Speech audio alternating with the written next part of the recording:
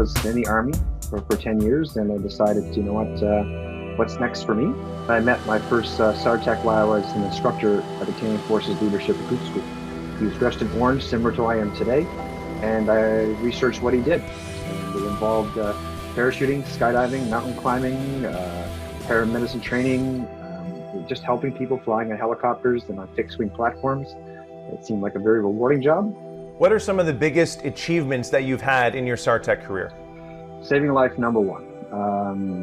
To see a person's face or a family member's face, once you turn that potentially horrific world around for them, and knowing that they're going home, and when you walk them off an aircraft and their family is there potentially at the airport to meet them with their children, that is a pretty rewarding feeling.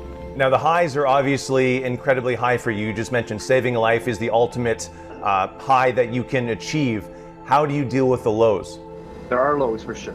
We know that Mother Nature and certain situations can be very nasty. We do our best to accept that. If we're on a search and we find somebody and it's not the most positive outcome, at least potentially we could provide closure to a family so they can properly mourn.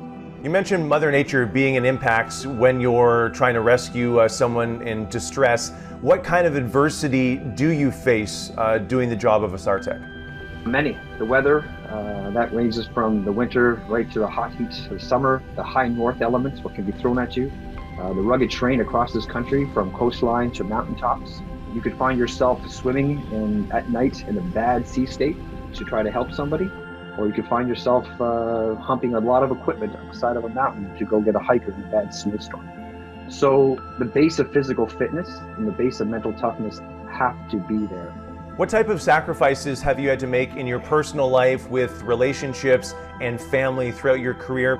I've only been off the phone on call once in 18 years. So that phone has been with me the whole time. When I go to the shower, when I'm on call, it is on the table, in the bathroom with me. I've dumped many groceries and left them behind at grocery stores, and I have missed many birthdays and anniversaries because of training requirements that are needed to maintain the skill set. You mentioned that you're on the cusp of a 30-year military career. How much longer can you do this, and how has your preparation for this role changed and modified as you're getting older? As you get up in the years, it has to be on your radar, and it should be on your radar as you move forward, because there is a point where you have to think about moving on to your next part of your life. Myself, like I said, I try to maintain my physical fitness. I could do this probably for another 2 or 3 years if I maintained my physical fitness and if I was not hurt in any way. However, I do see the light. It is on the horizon. How do you battle nerves and anxiety and that fear factor when you find yourself in a dangerous situation? We use visualized training.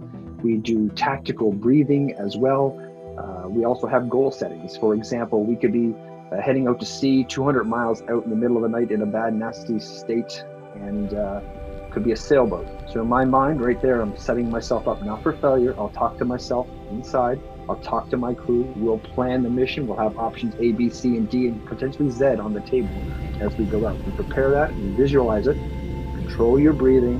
Norm, thank you very much for spending some time with me today. You have a fascinating career. Best of luck over the next few years as you wind down your military career, and stay safe. Thanks again. Thanks a lot, Mike. Have a good day.